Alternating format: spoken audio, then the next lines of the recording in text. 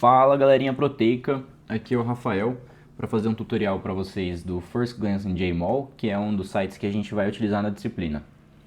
Então vamos lá, essa aqui é a carinha do First Glance in JMOL e adianto que vários desses links aqui não funcionam, um ou outro abre, desses que são demonstrações, né?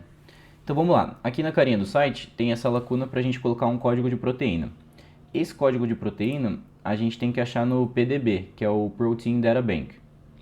Aí vocês podem vir aqui pesquisar a sua proteína favorita, a sua enzima favorita e pegar o código que sempre vai estar aqui ao lado desse Erlenmeyerzinho na página da proteína.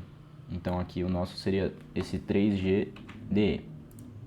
Aí você cola aqui e ele vai ficar um tempinho para carregar. Para adiantar aqui eu já deixei ele carregado, mas não costuma demorar mais que 1 minuto.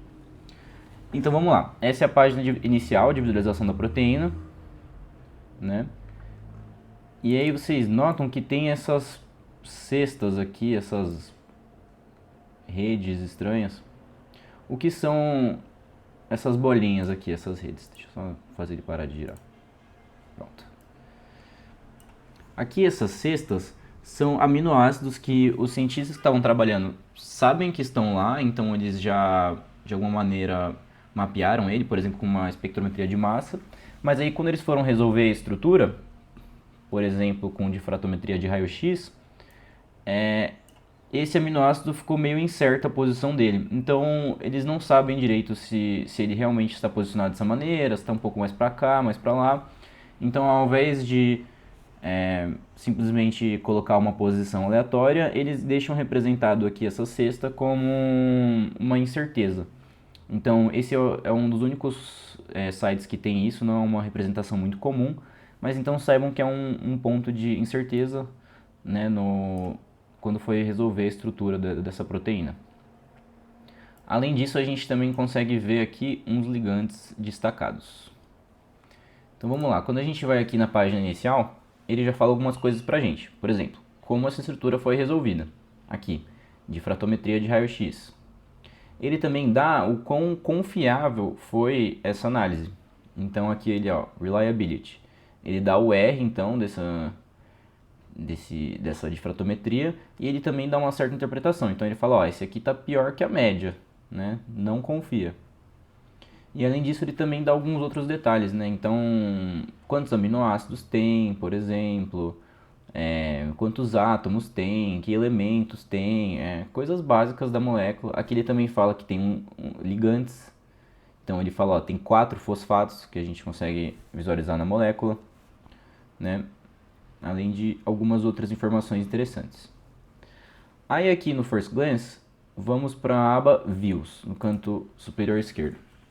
Nessa aba Views, a gente consegue destacar diferentes aspectos da proteína que podem ser interessantes para a gente, né, para o nosso trabalho, para o nosso estudo. Então, primeiramente, será que essa proteína tem estrutura secundária? Sim, muitas estruturas secundárias. Alfas hélices em rosa, beta barris em amarelo. Então, pô, legal. Dá pra gente visualizar isso. A visualização que a gente estava usando de padrão é essa aqui, que é a Cartoon. Né? Então ela é um pouco mais padrão, mas não é a única nem a mais correta. É só uma das maneiras de visualizar. Outra maneira seria sólido. Então aqui você está visualizando os átomos, ao invés de uma simplificação deles.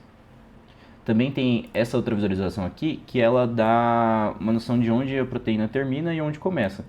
Então a porção N-terminal vai estar destacada em azul, a gente acompanhando aqui, e a parte C-terminal vai estar destacada em vermelho, também dá pra gente ir acompanhando. Então assim a gente pode ver mais ou menos como a proteína está enovelada em relação ao seu começo e ao seu final. Aí depois também tem essa outra aba aqui que é a composição. Então aqui é pra gente saber o que é proteína e o que não é, né, no caso. Essas águas aqui que, aliás, nem falei que é água, né? Essas bolinhas azuis aqui são água, né, são solvente. Mas assim, tem água em tudo. O programa ele mostra água que está ligada de uma maneira mais forte. Então não é qualquer água. Aqui no nosso caso é só uma proteína, né? Mas se a gente tivesse outra molécula, por exemplo essa outra aqui que eu deixei preparada, fosse em composição, ele mostraria aqui essa região, porque nem tudo aqui é proteína, a gente tem proteína e DNA. Então, poderia ser um RNA também, por exemplo, dependendo da proteína. Então, para a gente saber com o que a gente está lidando, né? Aí aqui, parte hidrofóbica e polar. Então, a gente sabe que alguns dos aminoácidos são polares, outros são apolares, e isso influencia bastante a conformação da proteína, né? Os apolares eles tendem a estar mais no centro, enquanto os polares estão mais próximos à água. Então pode ser interessante para a gente visualizar o que é aminoácido polar, o que é aminoácido apolar. Esse mapa aqui eletrostático, ele não está disponível no próprio site, então ignorem isso, mas pode ser interessante vocês explorarem o trabalho usando outros sites. Isso aqui também pula. Essa representação aqui, ela representa todos os átomos da proteína, só que nessa forma de palitos. Então pode ser interessante você ter um pouco mais de espaço vazio do que a representação sólida, por exemplo. Mas além dessa Vines and Sticks, tem também o Thin Backbone. Aqui a gente está vendo só o esqueleto de ligações peptídicas, né? Então aqui nitrogênios e carbonos que estão formando um esqueleto. Também tem aquela coloração rainbow que dá uma noção do início e do começo. Então essa aqui pode ser mais útil do que a Vines and Sticks, dependendo do que você quer visualizar.